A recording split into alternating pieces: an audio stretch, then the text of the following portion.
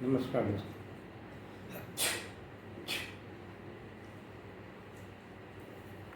समझ गए होंगे आप। आज हम बात करेंगे एलर्जिक राइनाइटिस के बारे में। दोस्तों, यह काफ़ी कॉमन सी तकलीफ है। हमारे यहाँ पे पढ़ाया जाता था, किताबों में भी लिखा हुआ है, anything under sun including sun can be allergic to anyone. मतलब सूर्य के नीचे जितनी भी चीज़ें हैं और सूर्य की धूप से भी लोगों को किसी भी चीज़ से एलर्जी हो सकती है।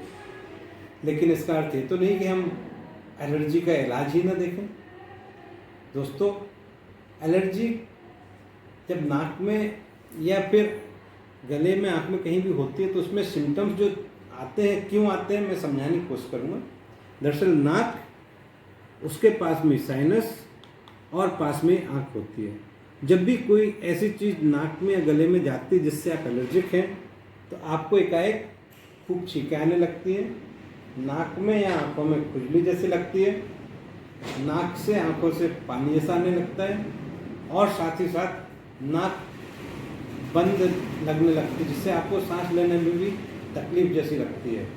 ये सारे सिम्टम्स एलर्जिक राइनाइटिस के हो सकते हैं।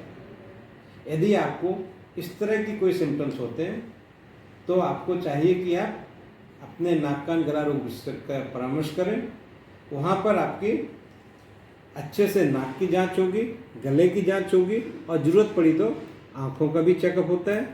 और उसके बाद में कुछ खून की जांचें करते हैं और एलर्जिक टेस्ट जो कि स्किन में प्रिक टेस्ट या अन्य मेथड से किए जाते हैं। एलर्जिक टेस्ट और दूसरे टेस्टों में यदि पता चल जाता है कि आप किस चीज़ से एलर्जिक हैं, तो नेचुरली उससे अपन को बचना चाहिए, जिसको एलर्जिन अवॉइडेंस कहते हैं। साथ ही साथ कुछ मेडिसिन दी जाती हैं जिससे कि आपको एलर्जी के जो एपिसोड होते हैं वो कम रहें। साथ में नाक में डालने की कुछ दवाइयाँ दी जाती हैं।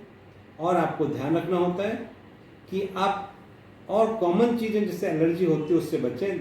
कॉमनली लोगों को घर में जो डस्ट होती है उससे एलर्जिक होते हैं। सीजनल एलर्जी में पॉलिप जो पॉलेंस होते हैं, पॉलेंस से एलर्जी होती है। डैंड्रफ से एलर्जी होती है। कई बार लोग जो पाउडर वगैरह यूज़ करते हैं घर में, या अगरबत्ती जलाते हैं या बघाड़ लगाते हैं घर में, उनसे भी काफ़ी एलर्जिक होते हैं। तो इन सब चीज़ों से बचने की कोशिश करें। घर में जब साफ़ सफाई हो रही हो या कहीं बाहर भी आप हों, धूल मिट्टी और इन्फेक्शन से बचने के लिए हो सके तो मास्क का उपयोग करें। और इसके साथ साथ आपकी दिनचर्या बहुत ही रेगुलर रखें। खाने में पौष्टिक खाना खाएं, ज़्यादा तेलीय खाना नहीं खाएं, मादक पदार्थों से बचें, किसी भी तरह के एडिक्शन को नहीं करें, भरपूर रेस्ट करें, पर्याप्त मात्रा में पानी पिएं। और एक और चीज़ खास ध्यान देने की बात है, सोते टाइम अच्छे से चेहरे को धोएं और यदि सीजन परमिट करे तो आप नहाकर फिर सोएं। और नाइट सूट जो आप पहने हो साफ स्वच्छ हो, उसको रोज़ धुलना चाहिए।